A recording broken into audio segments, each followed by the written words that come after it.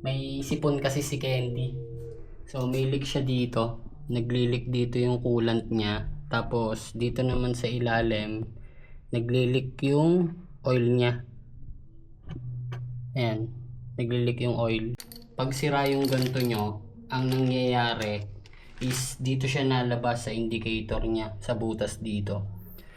Kasi kaya nga siya may indicator dito eh. Pag langis yung natagas dito, ibig sabihin langis, oil seal dito. Ito naman, pagka coolant naman or tubig, depende sa gamit nyo, ito naman yung nasisira. So magagamit ko na tong ito. May ano siya oh, part number. May part number, screenshot nyo na lang. Pag-aralan natin. So first time ko magpapalit nito. Itong mga to. Siguro kaya naman natin to. So pag nasira, ayusin ulit hanggang sa matuto tayo. So first time. Let's G. Ayan o, mga idol. Basang-basa siya ng langis. Ayan. Basang-basa ng langis yung ano ko. Kaya pag tumatagal, ang hirap maglinis. Nasasamaan siya ng buhangin, alikabok, tumitigas, nagiging putek. Drain muna tayo ng oil. Bagong-bago pa lang ni Kuya Toto. Ayan. Kahit isang linggo ko nang gamit, ganyan pa rin. Ganyan ang 2-stroke. Ayan. Tanggalin natin itong cover. Nalalaglagan. Ayan.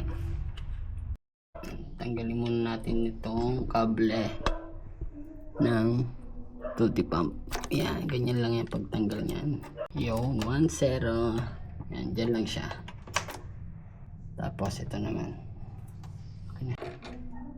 Yun. Tanggalan natin yung sa RPM. Ang gamit ko nga palang RPM cable pang speedometer ng RS. Hindi siya original. Itong hose sa tutti pump. Tatanggalin natin to. Oops, kuha muna tayo dito ng tornilyo para may tatagas kasing langis dyan.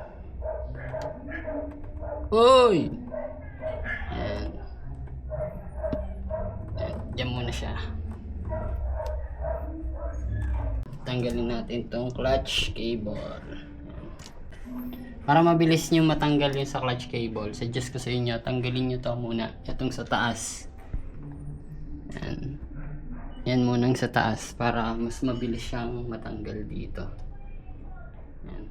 Ayan, tanggal na yung mga cable. Ito na lang yung sa tutti pump. Papuntang, yan, tanggalin muna natin yan. Ma-access na natin yan. Pero may coolant pa siya eh. Drain muna natin yung coolant. Yeah, tigas.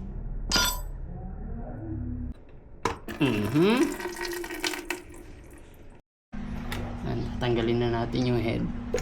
Yan. Ayun, ang head. Tignan nyo. Ang cute ng AR-80. Ang cute niya, ang liit lang niya. Gamangkok lang. I-refresh lang natin to. Ilalagyan lang natin ng panibagong pangdikit kasi luma na yung head gasket ko. Kaya alaga na sa refresh kasi wala naman akong mabiling ganito. Sobrang hirap. Kaya ayan o.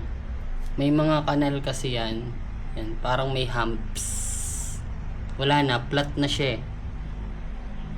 Kaya maganda siguro talaga bagong ganito kaso wala naman akong mabilan. Sobrang hirap nito sa market, nitong ganito. Yun. Andito sa loob yung mechanical seal. Kaya palagay ko, dito na daan yung coolant eh. Dito. So, mataas ang chance na pag naghahalo yung langis saka tubig or coolant gamit nyo, dito siya nagli-leak. Dito.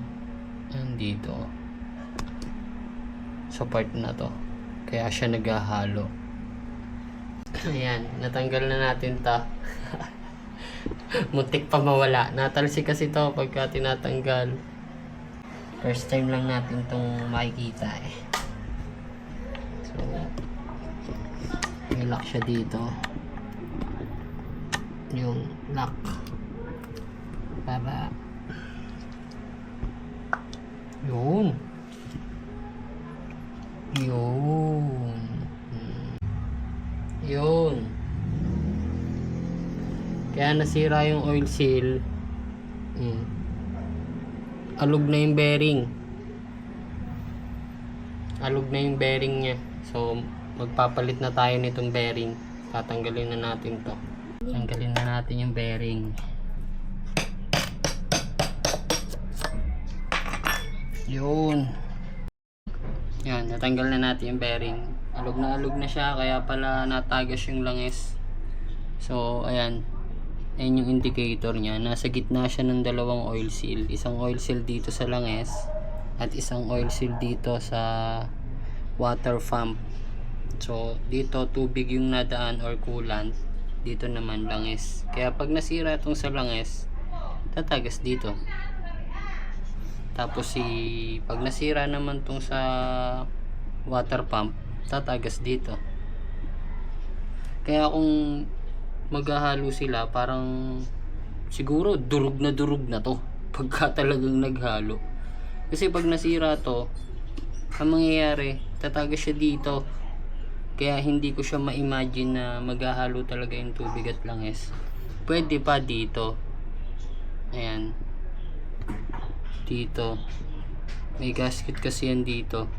Tapos dito yung nadaan yung tubig. Kung tubig yung gamit nyo. Kung coolant naman dito. Dito talaga siya nadaan. Ayan o. Ayan dito. Tapos lalabas siya dito. Papunta dun sa head. Paikot-ikot. Kaya kung may leak dito, yung pwedeng maghalo yung langis at tubig. Yun lang.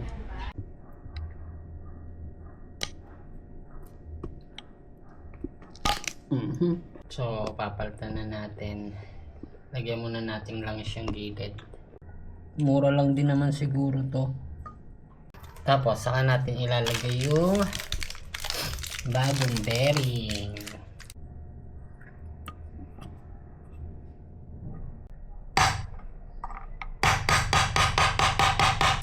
Yun. Babalik na natin tong water pump. Kailangan natin i-press yung water pump para may pasok natin tong circlip. Yun. Yan. Tapos itong gear. Yun. So natapos itong lock.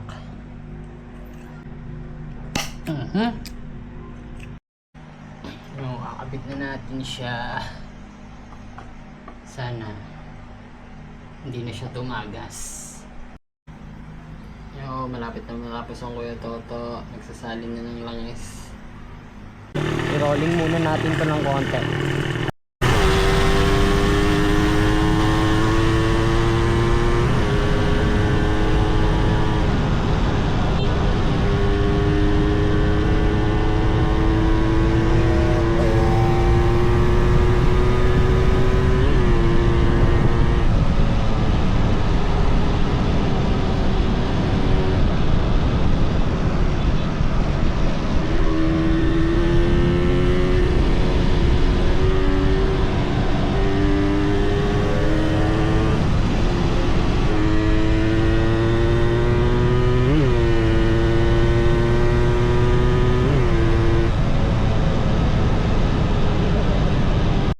Yan, nakauwi na ang Kuya Toto. The moment to truth tayo kung may tagas pa.